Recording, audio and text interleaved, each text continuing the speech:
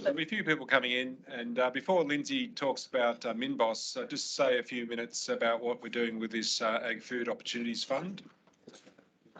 So what we did the last 25 years is we've done work inside Austock and our PAC partners, helping people invest in emerging companies in the ag food sector. And over that time, particularly in the last 5 years leading up to 2020, there were 3 or 4 unlisted companies that came and became listed, and they did make it very tough for the whole sector because they blamed the sector when they listed. So we had groups like Wellard, Prime Ag, Murray Goulburn, and others that made it very, very tough for the sector. So what that actually led to catalysed a number of investors to tell myself and Craig Stranger and Brooke and others, look, if you guys started up a pre-IPO fund, we would put some money into it and help diversify groups before they listed. So that's what we've done. We've put together the AgFood Fund. It's myself and Patrick Gibson, who you've seen this morning over there. So we're on the executive side. Being inside PAC, we can call on the 25 members of PAC, as we've done obviously for this conference, people like Max, who used to work with us. And we've had a whole heap of help.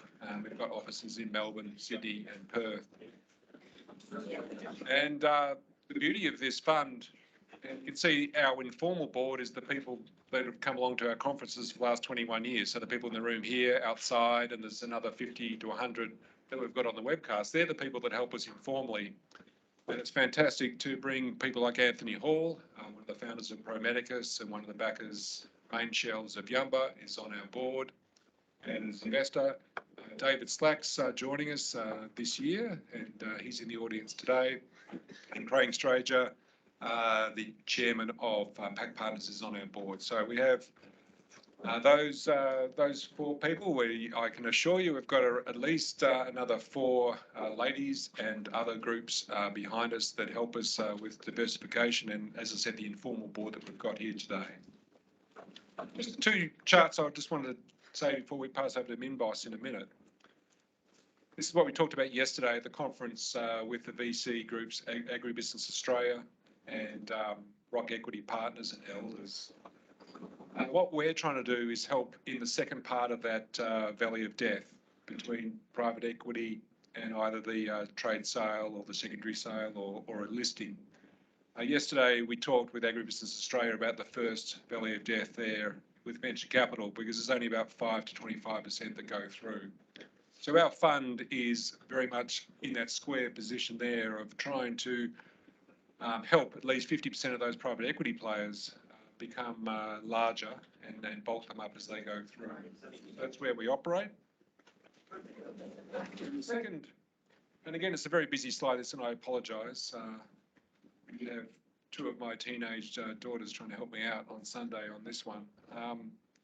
But what we are talking about is some sort of timing and risk profile that we've been talking about this morning, and certainly with this fund. So you can see on the left-hand side is a Morgan Stanley chart that they've done over 20 years to 2015.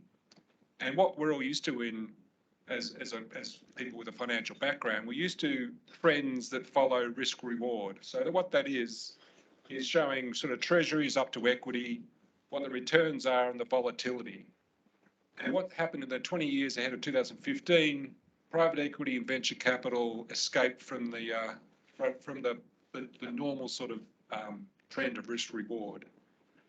And that led to a ballooning, along with obviously low interest rates, led to a balloon of money into the private equity and the venture capital space. That's the second chart there is showing where there's now been that push, and now obviously with interest rates going up, and perhaps some of the venture capital and private equity guys getting a bit of a day of reckoning.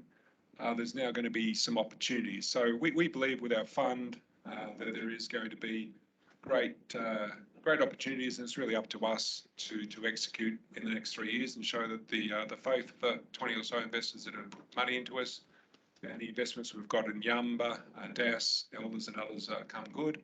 And we've got a lot of other ag tech and gatekeepers that we've been looking at. So that's it. There's a longer presentation that you can look at on the website. But as I said before lunch, we have a great sort of Sedgway company in between resources and agribusiness to speak now, and Lindsay Reed, the CEO of Minboss. Minboss is a group that the PAC Partners team looked at carefully in 2010 when it listed.